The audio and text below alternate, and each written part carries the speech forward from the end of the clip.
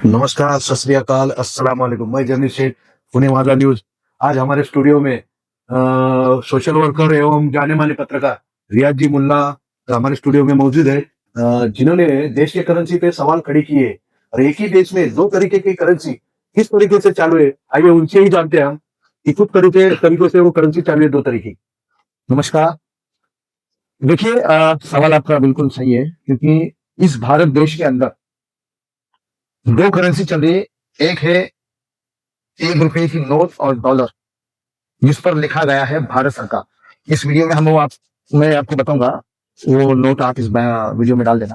बेश 1 रुपए के नोट के ऊपर में लिखा हुआ है, आप गूगल भी करके देख सकते हैं, जिसके ऊपर लिखा गया है भारत सरकार और वित्त मंत्रालय के सचिव के उसके ऊपर सिग्नेचर होते हैं। दूसरी नोट होती है 2 रुपए से लेके 2,000 रुपए तक, जिसके ऊपर लिखा गया है भारतीय रिजर्व बैंक और उसके नीचे लिखा गया है केंद्रीय सरकार द्वारा प्रत्याभूत, guaranteed by the central government. इस तरीके के हमारे देश में दो करेंसियां चल रही है, जबकि देश एक है। इसी तरह से दो करेंसियां देश में चल रही है, जिसमें असल करेंसी है 1 रुपए की। उसका गोल्ड स्टैंडर्ड के अंदर एक मैं और पूछना चाहता हूँ, सेंट्रल गवर्नमेंट इसकी कैसी का गारंटी ले रही है? अब सेंट्रल गवर्नमेंट क्या है? देखिए, हमारे संगठन ने और हमारे कुछ लोगों ने एवं हमने भी सेंट्रल गवर्नमेंट क्या है ये भारत सरकार से पूछा। तो भारत सरकार से हमें आरटीआई के अंदर जवाब आया है कि सेंट्रल गवर्नमेंट का जो मुद्दा था वो गहन शोध का विषय है, ऐसा कहकर वो आरटीआई हमें वापिस जवाब में दे दी। तो उसका जवाब आप किसी के पास नहीं है।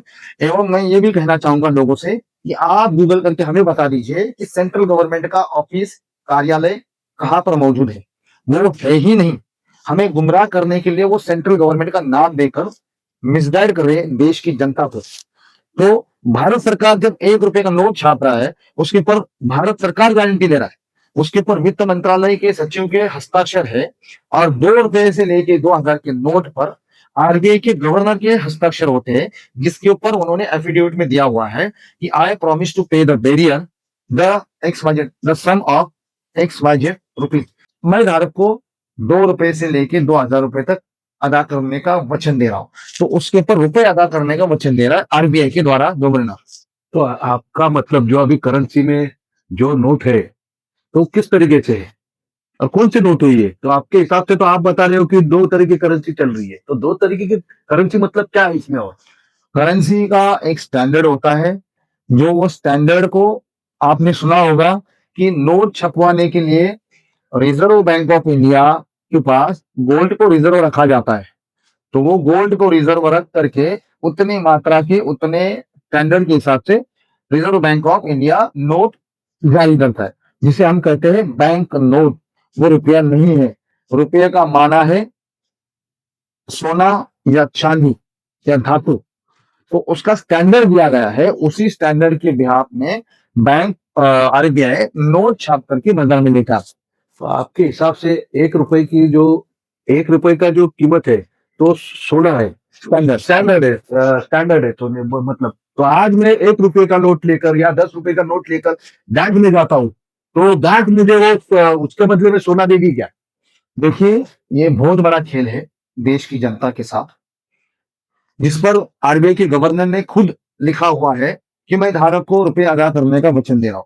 वो कौन से रुपए देने का वचन दे रहा है, ये आज तक किसी मतलब जनता ने पूछा ही नहीं।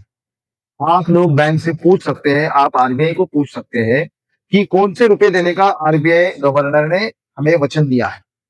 तो रुपए के बदले में वो जब सोना हमारा गिरवी रखते हैं उनके पास में, उसके एवज में वो नोट लेगा।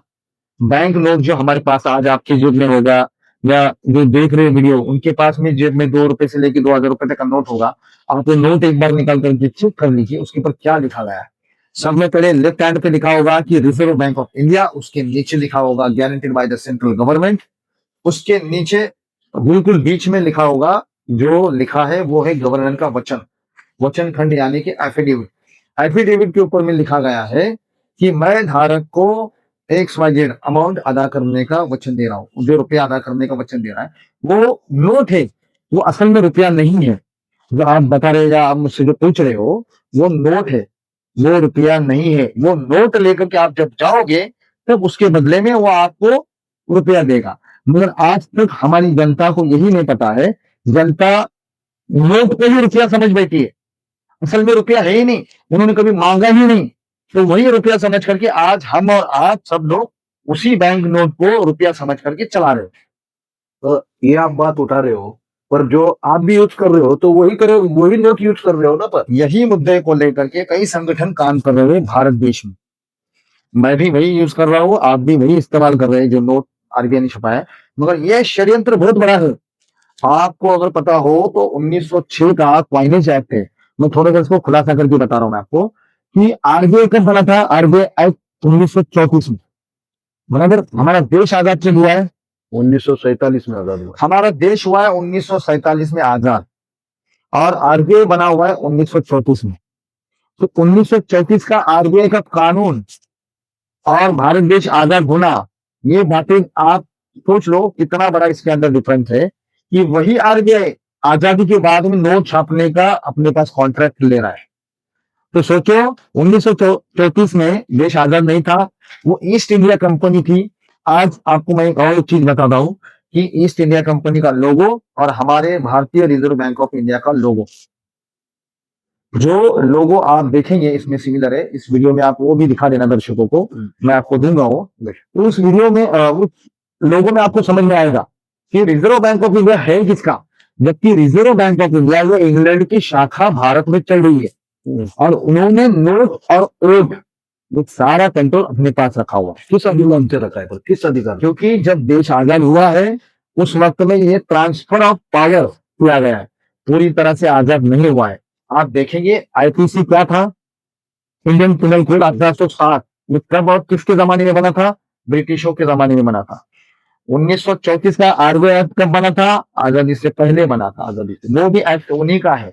आज जब आजाद के नाम पर हमें गुमराह किया गया, बेवकूफ बनाया गया, आजादी से पहले जब कहा गया कि हम हमारे नोट वापिस ले रहे हैं, आप अपनी करेंसी छापना, तो जब तक 1947 से पहले जितना भी सोना गिरवी रखा गया था रिजर्व बैंक ऑफ इंडिया में, वो सारा का सारा समुद्र के जरिए से सोना इंग्लैंड पहुंचा दिया और देश को कंगाल बना दिया। जबकि पूरे वर्ल्ड में सबसे अगर कोई अमीर और श्रीमंत देश होगा तो वो भारत देश, कृषि प्रधान देश है हमारा, जिसमें 25,000 टन से भी ज्यादा सोना आज भी भारत में मौजूद है। इसके लिए षड्यंत्र चल रहा है। ये षड्यंत्र कई समय से चलते आ रहा है, जो हमारी भारत की जनता को पता नहीं। इस षड्यंत्र का खुलासा करने के लिए जगह जगह पे हमारे मीटिंग्स हो रहे, ट्रेनिंग्स हो रहे, हम वहां पे लोगों को बता रहे हैं कि हमारे साथ कितना बड़ा धोखा हो रहा है। महामारी के नाम पे भी इन्होंने हमारे साथ धोखा किया है। ऐसी कोई महामारी नहीं थी, मगर इन्हें भारत की जनता का डिपॉपुलेशन करना था, इस वजह से महामारी को लाया गया। जो पूरा प्लान और स्क्रिप्टेड था, उस वजह से ऐसे बहुत सारे षड्यंत्र ये लोग लेके आएंगे आगे भी, और उसी के जरिए से देश कर्जे में डूबता जा रहा है, बैंक नोट पर नोट छापता जा रहा है, और हमारे ऊपर कर्ज पे कर्ज चढ़ता जा रहा है। जबकि आरबीआई को हमने ये भी सवाल पूछा कि ब्याज इंटरेस्ट लेने का कानून और नियम हमें बताए। आरबीआई से जवाब मिलता है कि यह जानकारी हमारे पास उपलब्ध नहीं है। तो मुझे बताओ कि बैंक जिस तरह से हमें लोन दे रहा है वो कहाँ से दे रहा है? क्या आरबीआई ने उतना पैसा छापा है? आज भी आप गूगल करके देख सकते हो, 1934 में जब आरबीआई नोट छापने लगा, सोना रिजर्व रखने लगा, वैसी वैसी जरूरत पड़ती गई, वैसे वैसे नोट आरबीआई छापता गया। मगर आरबीआई को आदेश कौन दे रहा है नोट छापने के लिए? भारत सरकार के जरिए से उन्हें आदेश दिया जाता है, वित्त मंत्रालय की तरफ से सेक्रेटरी वो आरबीआई को आदेश देते हैं कि इतने इतने नोट निकालना है बाजार के लिए, तब जाकर के आरबीआई नोट छापता है और वो नोट हमें बाजार में आते हैं, वो बाजार से एक दूसरे के पास चले जाते हैं, आपके पास आते हैं, हमारे पास आते हैं। तो ये सिस्टम है, ये सिस्टम को इन्होंने पूरा के पूरा तबाह कर दिया है। मनमानी तरीके से लोग नोट छापते जा रहे हैं। आप असल में आप बता रहे हो कि भाई सोना रख के रुपए छापे जाते, तो भाई अभी सोना कितना रिजर्व है और नोट कितने चलन में है? अभी हमारी जानकारी के हिसाब से जब हमने पूछा आरबीआई से तो कहा गया था कि 800 850 टन के आसपास सोना गिरवी है, जिसके एवज में करेंसी आनी चाहिए 5 लाख करोड़। मगर अभी आप गूगल कर सकते हो करेंसी फिजिकल में कितनी चल रही है, लगभग आपको गूगल पे मिलेगा 34 से 38 लाख करोड़ के बीच में करेंसी चल रही है। आप गूगल में पूछ सकते हैं, गूगल आपको बताएगा, या आप आरबीआई से खुद पूछ सकते हैं आरटीआई लगा करके कि चलन में करेंसी कितनी है। 34 से 38 लाख के बीच में वो करेंसी बताएगा। तो मुझे ये बताइए कि 34 लाख या 38 लाख हम मान लेते हैं, 38 लाख करेंसी अगर चलन में है, अस्तित्व में है, तो फिर भारत के ऊपर में 205 लाख करोड़ का कर्ज आया कहाँ से? क्योंकि जो हमने आरबीआई से पूछा कि ब्याज किस कानून और नियम से लिया जा रहा है, तो उसका जानकारी आरबीआई के पास उपलब्ध नहीं है। तो फिर पैसे से पैसा उत्पत्ति कैसा हो रहा है, ये सबसे बड़ा सवाल है। अगर हम किसी की खेत में अगर धान दे दे या बीज बो दे तो उसकी फसल आती है, इतना तो हमें पता है, मगर पैसे की फसल कहाँ उग रही है, कहाँ चल रही है, ये कोई बता सकता है? नहीं बता सकता, क्योंकि जनता इसी के दलदल में फंसती जा रही है। बैंकों ने अपने तरीके से, मनमानी तरीके से पैसे को मल्टीप्लीकेशन करके, मतलब गुना करते करते करते करते आज इस कदर बढ़ा दिया है कि सारे लोग अगर मिलाकर भी, पूरे भारत की जनता भी मिलाकर के अगर वो कर्ज अदा करने की कोशिश करे ना, तो भी नहीं हो पाएगा, क्योंकि कर्जा हो चुका है 205 लाख करोड़ और करेंसी चलन में 38 लाख करोड़। मतलब ये बोलना चाह रहा हूं मैं आपसे कि मैंने आपको कर्ज दिया है 38 रुपये का और मैं आपसे मांग रहा हूँ 205। तो 205 रुपए अगर है ही नहीं है अस्तित्व में, तो आएंगे कहाँ से? डिजिटल करेंसी का सबसे बड़ा टूल है ये, तो डिजिट पे डिजिट बना करके हमारे अकाउंट में ट्रांसफर करते हैं। ये आज भी ग्रे मार्केट का उसका कोई कानून नहीं है। डिजिटल मार्केट, डिजिटल करेंसी जो चल रही है उसका कोई कानून नहीं। मुझे बताइए कि किस कानून से चल रही है गूगल, गूगल पे, फोन पे, जितना भी ये पे लेके आए हुए लोग, ये पे वाला सिस्टम जो है डिजिटल वाला, ये टोटली ग्रे मार्केट है। ये तो लीगल है क्या? लीगल है अभी तक लीगल नहीं है। इनको सीबीडीसी लेकर आना है और सीबीडीसी के तहत पूरे देश को कंट्रोल करना है। जब तक सीबीडीसी नहीं आएगा तब तक पूरी पॉपुलेशन का थोड़ा सा खुलकर बताइए। सीबीडीसी मतलब? सीबीडीसी का मतलब ये है कि सेंट्रल बैंकिंग डिजिटल करेंसी। एक ही बैंक होगा वो, आरबीआई, जिसके थ्रू ये सारा वर्कआउट और ये जो डिस्ट्रीब्यूशन चलेगा सीबीडीसी का, वो उसी बैंक से चलेगा और सारा कंट्रोल उसके पास रहेगा। मतलब ये होगा कि कल आपने मान लो वैक्सीनेशन नहीं लिया है, तो वो आपको इंटरनेट करेंगे मैसेज के थ्रू कि आपने वैक्सीन नहीं लिया है, इसलिए आपका अकाउंट बंद कर दिया है, क्योंकि आप डिजिटल करेंसी के अधीन हो, गुलाम, उनको गुलाम बनाना है। आपका क्या है, आपको कंट्रोल करना है। जिस तरह से महामारी में उन्होंने कहा कि मास्क लगाओ, 2 डोज लगवाओ, तो आपको राशन मिलेगा, तो आप बस में सफर करोगे, तो आप ट्रेन में सफर करोगे, तो आप मॉल में जाओगे, तो आप बाहर आओगे, तो आप घूमोगे। तो ये इस तरह की से उन्होंने हम लोगों के ऊपर में रिस्ट्रिक्शंस लगाए, ताकि वो एक ट्रायल था, देखना था कि पब्लिक क्या करती, पब्लिक का रिएक्शन क्या था। उन्होंने उनके एजेंडों को धीरे धीरे हम पर लागू करने के लिए सारे षड्यंत्र बना रहे, पिक्चर बनाया जा रहा है, एक माहौल बनाया जा रहा है। सुप्रीम कोर्ट में जब याचिका डाली गई थी इसी वैक्सीनेशन के खिलाफ, तो वहां पे हमारे पीएमओ के ऑफिस से कोई सेक्रेटरी आके कहते हैं कि हमने किसी के ऊपर में जबरदस्ती नहीं की। उन्हें नोटिस इश्यू हुआ था कि आपने, भारत सरकार के लिए, आपने पूरी भारत की जनता को इसमें धकेला है। तो उनका जवाब आ रहा है, आपने मीडिया पे बहुत सारी खबरों को चली, आपने सुना होगा कि उनका जवाब ये आ रहा है कि हमने किसी के ऊपर फोर्स नहीं किया था। मगर आप सब जानते हैं जगह जगह पे पोस्टर्स लगे, 2 गज दूरी, मास्क है जरूरी।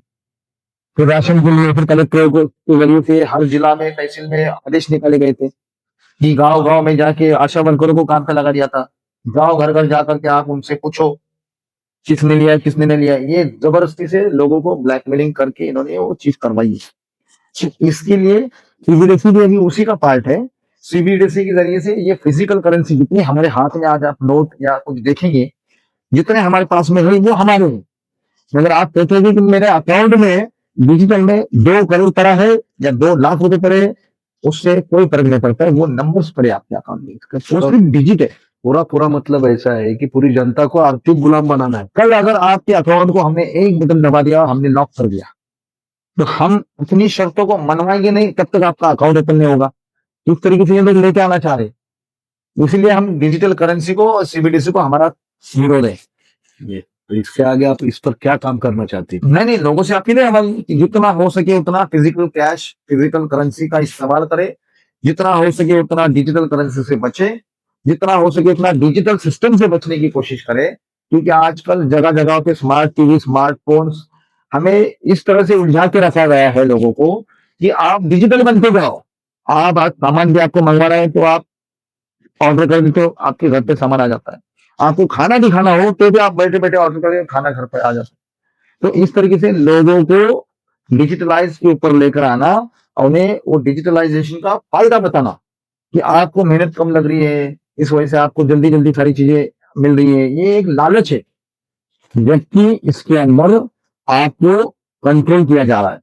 वो पहले आपने देखा होगा कि जब लोग बच्चे स्कूल में जाते थे पैदल पैदल, तो उनके लिए एक्सरसाइज होती थी। अब टॉपिक तो बहुत बड़ा है, डिस्कशन भी बहुत लंबा चलेगा, ये सारी चीजें हैं, उसके ऊपर हम एक अलग वीडियो बनाएंगे। अभी मुद्दा था आपकी करेंसी का, वो तो ठीक है, कर्जे का ऊपर आपने बेहतरीन अंदाज से हमारे दर्शकों को बताया।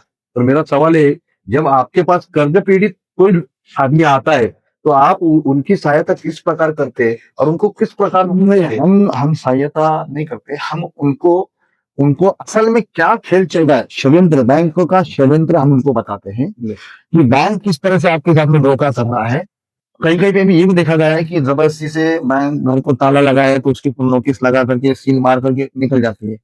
कहीं कहीं पे ये भी देखा है कि हमने बैंकों ने घर की जब्ती के समय सामान समेत लेकर गई है। कहीं कहीं ये भी देखा है कि तहसीलदार को सामने लेकर के आते जब वो पब्लिक से उनके तहसीलदार जो है या जिला कलेक्टर हो या पुलिस प्रशासन हो, ये सारे के सारे जनता के सेवक होते हो लोग। सेवक जनता को पता ही नहीं है कि ये इन्हें किस लिए बिठाया गया है, ये जनता के लिए है या ये कॉर्पोरेट लाइन में सपोर्ट करने के लिए। ये टोटल कमर्शियल एक्टिविटी चल रही है, कोर्ट कचेरी से लेकर पुलिस स्टेशन से लेकर कलेक्टर से लेकर तहसील से लेकर महसूल डिपार्टमेंट से लेकर टोटल जितना भी हम बोलेंगे सरकारी तंत्र चल रहा है, ये टोटल कमर्शियल एक्टिविटीज में। आप इसमें नोट करिए, आप सोचिए, तो बैंक भी एक कमर्शियल संस्था है जो वो अपना कारोबार कर रही है, पैसा बनाने का, पैसा छापने का। ये हवा में पैसा छाप रही है बैंक।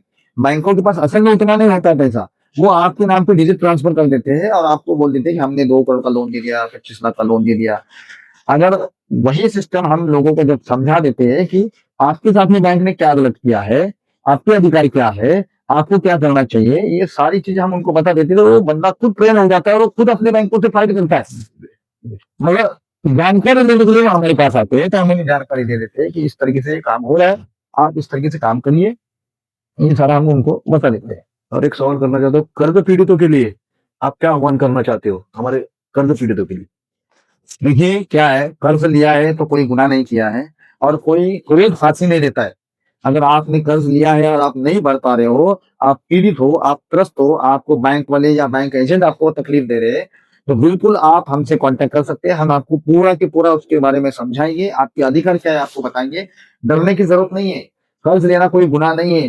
कर्ज के दलदल में फंसे लोग, आज आपने देखा होगा कि महाराष्ट्र में किसानों ने कितनी आत्महत्या की है और कई सारे लोग हैं जो कर्ज के दलदल में फंस चुके हैं, उन्होंने आत्महत्या की है। तो मेरा उनसे ये कहना है कि आपको घबराने की जरूरत नहीं है, कर्ज लेना कोई गुनाह नहीं है और कोई पाप नहीं है, कोई फांसी नहीं दे सकता है आपको। इतना एक चीज मैं आपको बोलूंगा। दूसरी बात, आपको अगर बैंकों का षड्यंत्र समझना है तो नीचे दिए गए नंबर पे आप हमसे कांटेक्ट कर सकते हैं। हम आपकी निश्चित रूप से आपकी मदद करेंगे, क्योंकि हम हर एक व्यक्ति को कर्ज मुक्ति कराना चाहते हैं। तो वो कर्ज मुक्ति लीगल तौर से हम उनको वहां तक कर्ज मुक्ति के लिए मदद करेंगे। आज हमारे साथ जाने माने पत्रकार और सोशल वर्कर रियाज जी मुल्ला साथ में थे, जिन्होंने हमको कर्जे के बारे में और देश में किस तरीके से षड्यंत्र चल रहा है इसके बारे में बहुत अच्छी जानकारी दी है। और भविष्य में उनसे हमारी और अपेक्षा बढ़ गई कि वो कर्जे से जो पीड़ित लोग हैं उनको उनको उसमें से निकालने का बेहतरीन से बेहतरीन काम करेंगे। और हमारे स्टूडियो की तरफ से आपका बहुत बहुत धन्यवाद। जय हिंद। जय हिंद, जय महाराष्ट्र। जय महाराष्ट्र।